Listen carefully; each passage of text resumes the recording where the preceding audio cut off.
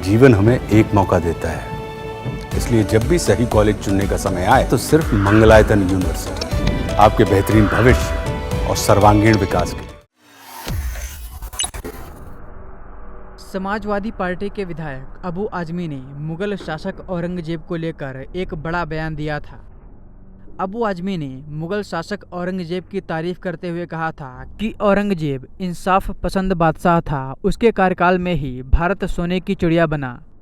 उन्होंने कहा कि मैं औरंगजेब को क्रूर शासक नहीं मानता। औरंगजेब के समय राजकाज की लड़ाई थी, धर्म की नहीं थी, हिंदू मुसलमान की लड़ाई नहीं थी। औरंगजेब ने अपने कार्यकाल में कई हिंदू मंदिरों का निर्माण करवाया।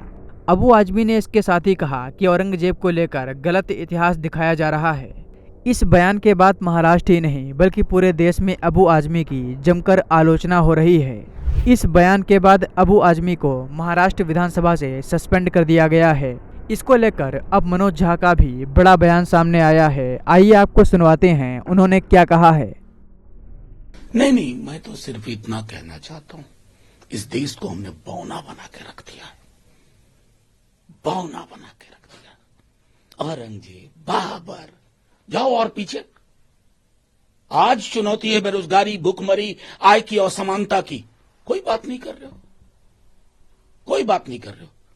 और अगर इतिहास खंगालने जाइएगा ना तो बहुत चीजें मिलेंगी। बुद्धिस्ट स्तूप कहां गायब हो गए? कश्मीर में एक राजा थे श्रीहर्ष, जिनके पास एक मंत्रालय था मंदिर तोड़ने का। क्या करिएगा? कितने को निगलिएगा, कितने को उगलिएगा? अरे साहब, सामने आकर के बात करिए।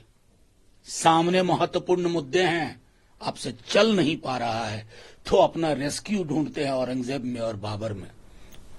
चलेगा नहीं अब ये मॉडल। बता दें कि इस मामले को लेकर उत्तर प्रदेश के मुख्यमंत्री योगी आदित्यनाथ ने समाजवादी पार्टी पर जमकर हमला बोला था।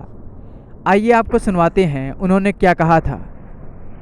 ये समाजवादी पार्टी का नेता, आपका विधायक घोषणा करो ना, उस कमबख्त को निकालो पार्टी से और उसको एक बार यूपी भेज दीजिए, बाकी उपचार हम अपने आप करवा लेंगे।